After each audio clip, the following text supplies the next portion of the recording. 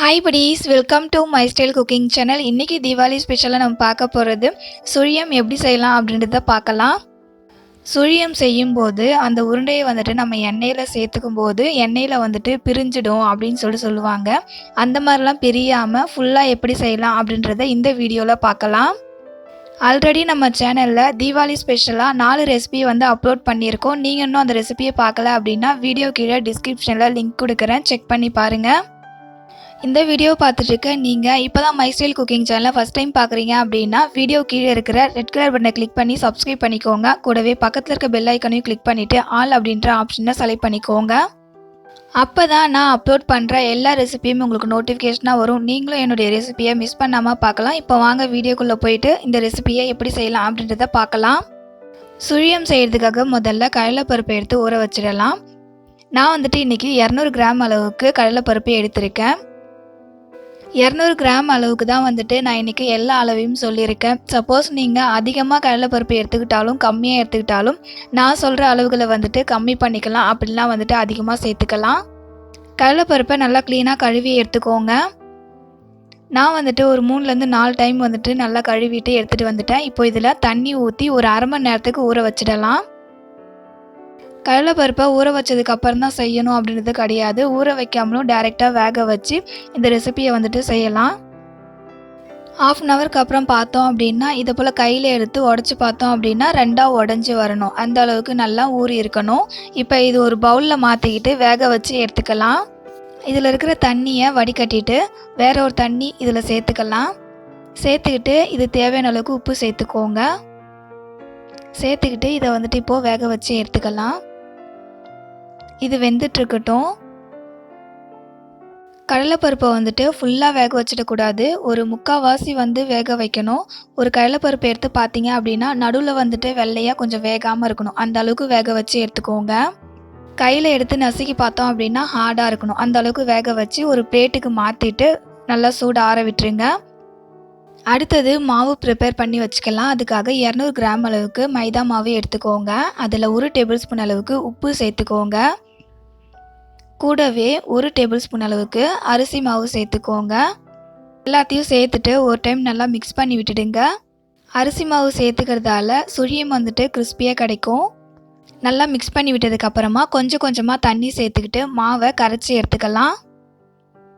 இந்த மாவுடைய கன்சிஸ்டன்சி பார்த்தீங்கன்னா நம்ம பஜ்ஜி மாவு கரைக்கும் போது நல்லா கொஞ்சம் கெட்டியாக கரைப்போம் இல்லையா, அதை விட கொஞ்சம் தண்ணியாக வந்து கரைச்சி எடுத்துக்கோங்க, கரெக்டாக இருக்கும். அதுக்கப்புறம் பார்த்தீங்கன்னா மாவில் வந்துட்டு கொஞ்சம் கூட கட்டி இல்லாமல் நல்லா ஷைனிங்காக வந்துட்டு கரைச்சி எடுத்துக்கோங்க. மாவு பார்த்தீங்கன்னா இந்த அளவுக்கு ரொம்ப கெட்டியாகவும் இல்லாமல் தண்ணியாகவும் இல்லாமல் இருக்கணும். இது 10 நிமிஷத்துக்கு அப்படியே விட்டுடுங்க. அடுத்தது கடலைப்பருப்பு வந்து பார்க்கலாம். கடலைப்பருப்பு வந்துட்டு நல்லா ட்ரையாக காஞ்சி வந்துடுச்சு. இப்போ ஒரு மிக்ஸி கப்புக்கு மாற்றிக்கிட்டு 1-2 வந்து அரைச்சி எடுத்துகிட்டு வந்துடுங்க. பார்த்தீங்கன்னா இந்த அளவுக்கு வந்துட்டு 1-2 வந்து அரைச்சி எடுத்துகிட்டு வந்துடணும். இதை வந்துட்டு ஒரு பவுலுக்கு மாற்றிக்கலாம். அடுத்தது மீதி இருக்கிற கடலைப்பருப்பையும் மிக்ஸி கப்புக்கு மாற்றிக்கலாம். இது கூட ஒரு 3 ஏலக்காய் வந்து சேர்த்துக்கோங்க. இது கூட 3/4 கிளாஸ் அளவுக்கு துருவின வெல்லம் சேர்த்துக்கோங்க. இந்த கிளாஸில் தான் 1 கிளாஸ் அளவுக்கு நம்ம கடலைப்பருப்பு எடுத்துக்கிட்டோம். அதே கிளாஸில் 3/4 கிளாஸ் அளவுக்கு நான் வெல்லம் வந்து எடுத்திருக்கேன். இது 3த்தையும் வந்துட்டு சேர்த்து நல்லா அரைச்சி எடுத்துகிட்டு வந்துடுங்க. இந்த வெல்லத்தை பார்க்கும்போதே உங்களுக்கு தெரியும், கொஞ்சம் மணலாக இருக்கிற போல் இருக்கும். இந்த மாதிரி நீங்கள் வெல்லம் எடுத்துக்கிட்டீங்க அப்படின்னா நான் சொல்கிற இந்த மெத்தடில் நீங்கள் செய்யலாம். சப்போஸ் நீங்கள் இந்த பாகு வெல்லம் சொல்லுவாங்கள்ல, அந்த வெல்லம் வந்து எடுத்துக்கிறீங்க அப்படின்னா ஃபஸ்ட்டு வந்து கடாயில் வெல்லத்தை சேர்த்துக்கிட்டு கொஞ்சமாக தண்ணி சேர்த்துக்கோங்க.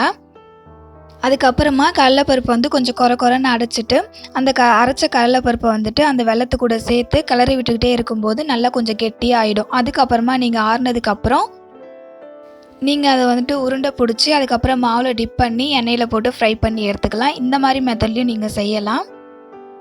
இப்போ இந்த வெல்லத்தை இது கூட சேர்த்துக்கிட்டு அரைச்சி எடுத்துகிட்டு வந்துடுங்க.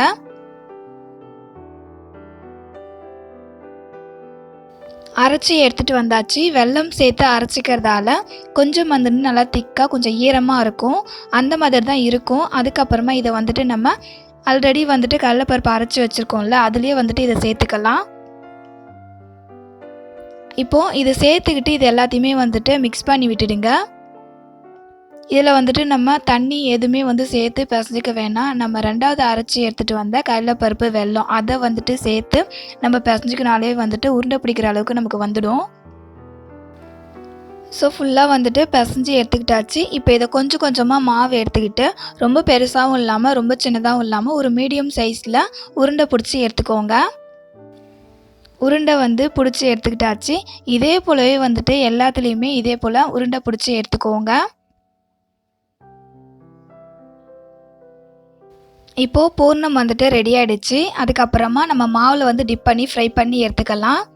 ஒரு உருண்டையை எடுத்து உள்ளே வந்து சேர்த்துக்கோங்க. சேர்த்துக்கிட்டு ஃபஸ்ட்டு ஒரு டைம் நல்லா டிப் பண்ணிவிட்டு செகண்ட் இன்னொரு டைம் நல்லா டிப் பண்ணி எடுத்துக்கோங்க. அதாவது மாவு எல்லாமே வந்துட்டு நல்லா கோட் ஆகிற அளவுக்கு டிப் பண்ணிக்கோங்க. அடுத்தது சூடு பண்ணி வச்சுருக்க எண்ணெயில் சுழியத்தை சேர்த்துக்கிட்டு ஃப்ரை பண்ணி எடுத்துக்கலாம். நான் சொன்ன மாதிரியே எல்லா உருண்டைகளுமே அந்த மாவில் டிப் பண்ணி நல்லா மாவு எல்லா இடத்துலையுமே கோட் ஆகிற போல் டிப் பண்ணி எண்ணெயில் சேர்த்துக்கோங்க. சுழியத்தை வந்துட்டு எண்ணெயில் சேர்த்த உடனே நம்ம வந்துட்டு கரண்டியை வச்சு அதை திருப்பி விட்டோம் அப்படின்னா உடையிறதுக்கு சான்ஸ் இருக்குது. அதனால் எண்ணெயில் சேர்த்துட்டு ஒரு 2 நிமிஷத்துக்கு அப்புறமா வந்துட்டு நீங்கள் திருப்பி விடுங்க. உடையாமல் ஃபுல்லாக அப்படியே வரும். அதே போல் சுழியம் உருண்டையை வந்துட்டு நம்ம எண்ணெயில் சேர்த்துக்கும் போது எண்ணெய் வந்துட்டு நல்லா சூடாக இருக்கணும். அப்போ தான் வந்துட்டு நல்லா பிரியாமல் ஃபுல்லாக கிடைக்கும். சுழியம் ஒரு பக்கம் நல்லா வெந்து வந்ததுக்கப்புறமா இன்னொரு பக்கம் திருப்பி விட்டு வேக வச்சுக்கோங்க. இது வந்துட்டு நல்லா ஒரு கோல்டன் ப்ரௌன் கலருக்கு கலர் சேஞ்ச் ஆகி வந்ததுக்கப்புறமா நம்ம எண்ணெயிலேருந்து எடுத்துடலாம். தீபாவளி டைமில் வந்துட்டு நம்ம சீக்கிரமாக செய்யணுன்றதுக்காக மைதா மாவை யூஸ் பண்ணி சுழியம் செய்வோம். அதனால தான் இப்போ நான் மைதா மாவை யூஸ் பண்ணி உங்களுக்கு செஞ்சு காமிச்சிருக்கேன். சுழியம் செய்யறதுக்குனே வந்துட்டு தனியாக மாவு வந்து ப்ரிப்பேர் பண்ணி எப்படி செய்யலாம் அப்படின்றத அடுத்த வீடியோவில் நான் உங்க கூட ஷேர் பண்ணுறேன். பார்த்திங்கன்னா சுழியம் வந்துட்டு நல்லா ஒரு கோல்டன் ப்ரௌன் கலருக்கு கலர் சேஞ்ச் ஆகி வந்துடுச்சு. இப்போ இதை வந்துட்டு நம்ம எண்ணெயிலேருந்து எடுத்துடலாம். அவ்வளோதான், ரொம்பவே டேஸ்டியான சூப்பரான சுழியம் ஸ்வீட் ரெசிபி ரெடி ஆகிடுச்சு. கண்டிப்பாக இந்த ரெசிபி உங்களுக்கு பிடிச்சிருக்கும்னு நினைக்கிறேன். பிடிச்சிருந்ததுன்னா வீடியோக்கு லைக் பண்ண மறந்துடாதீங்க. உங்கள் ஃப்ரெண்ட்ஸ் அண்ட் ஃபேமிலி மெம்பர்ஸ்க்கும் ஷேர் பண்ணுங்கள். அவங்களுக்கும் ரொம்பவே யூஸ்ஃபுல்லாக இருக்கும். இதை போலவே என்னுடைய எல்லா ரெசிபியும் நீங்கள் பார்க்கணும் அப்படின்னா மை ஸ்டைல் குக்கிங் சேனலை சப்ஸ்கிரைப் பண்ணி வச்சுக்கோங்க.